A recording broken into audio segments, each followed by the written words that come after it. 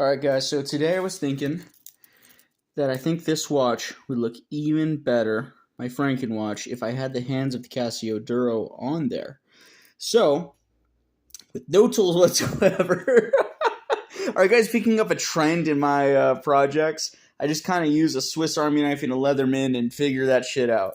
So I thought that would look really sweet if I had the hands of the Duro on the face of this watch, as well as having the better lume, which I've been missing today.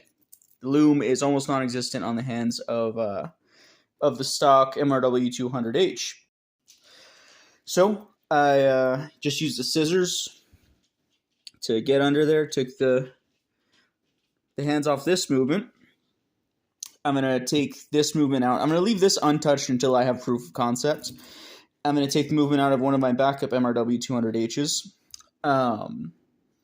Try to put the hands on there, and if it's successful, then all I have to do is just take the movement out of this one, put this one in there. I'll keep that one as a backup, and then I will have the hands that I want in this watch.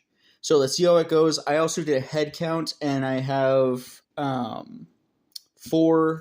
backups to this watch. So I have 4 fuck around and find outs before I need to go spend $18 or whatever, $20 on a few new movements, which is very cool. So I'm not going to film the whole process. I'll just film the updates and we'll go from there.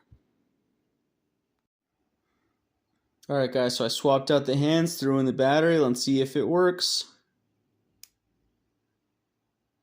It lives. Also, I found out something really interesting about this movement. Let me see if I can set up the camera and show you guys. Okay. So check this out. I thought it was something I messed up in the movement for a second. But look at how the date changes. Oh, let's see if I go around here. So 12 midnight, we have the date change. Then 12 to 2, we go to the Italian date. And then 2 to 4, we go to the next day. Isn't that funky? I've never known that about this watch. Of course, I'm never looking at it during the sleeping hours, but I thought that was kind of cool. Alright guys, so I ran into a little snag, not that big a deal, that I accidentally bent the Duro second hand a wee bit. So all that I had to do to remedy that was bend it back a little bit with the tweezers, and we are back in business. So I'm going to go ahead and throw that in the Duro case, and we'll be rocking and rolling. Alright guys, I will not say it's done because it's a Frankenwatch, so we're going to continue modding it and doing fun things to it, but this next mod on it is complete. We are back to having the Casio Duro hands. So we have the Casio Duro case, the Casio Duro hands, and the MRW 200H movement and face. So we have that day, we have the date, but now we have regained not only the longer hands, which I noticed a lot during the day today when I was wearing this watch, that I'm used to having the hands that reach out more. So I was kind of having to focus for an extra second to see like what minute it's pointing at.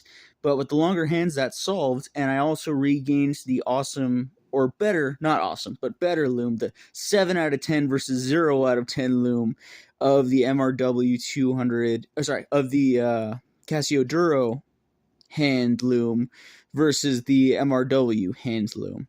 So yeah, a lot of cool advantages. Longer hands, better lume, and we're just piecing away at this watch, making it better and better and better.